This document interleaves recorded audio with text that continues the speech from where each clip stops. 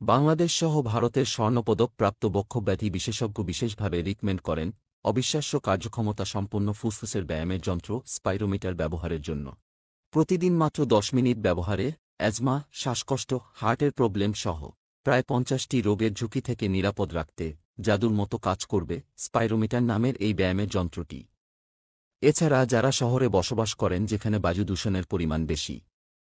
যারা স্মোকার, ধূমপান করে, যাদের এজমা বা সিওপিডি এবং বিভিন্ন ধরনের ফুসফুসের রোগ আছে, কিংবা যারা একটু শুয়ে বসে জীবন কাটান, ব্যায়াম করেন না, যাদের ওজন অনেক বেশি হয়ে গেছে, বেশিরভাগ সময় শুয়ে থাকেন, জোরের কাজ করেন না, সিঁড়িটা হেঁটে ওঠেন না, একটু দৌড়াদৌড়ি করেন না,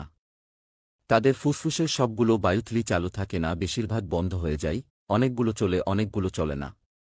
তখন তাদের অল্পতে শ্বাসকষ্ট হওয়ার ভয় থাকে এবং শ্বাস প্রশ্বাসজনিত কারণে অসুস্থ হওয়ার ভয় বেশি থাকে।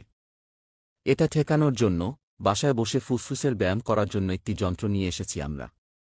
অনেকে হয়তো বাসায় বসে ব্যায়াম করছেন কিন্তু কিভাবে করতে হয় সেটা সঠিকভাবে বুঝতে পারছেন না, তারা এই ধরনের ইনসেন্টিভ রেসপিরোমিটার দিয়ে সহজেই ব্যায়াম করতে পারবেন। একজন সুস্থ সবল মানুষ যার কোনো প্রবলেম নাই, উনি চাচ্ছেন যে উনি ফুসফুসের ব্যায়ামটা করবেন, এই যন্ত্রটি তার জন্য খুব উপকারী, কারণ এটা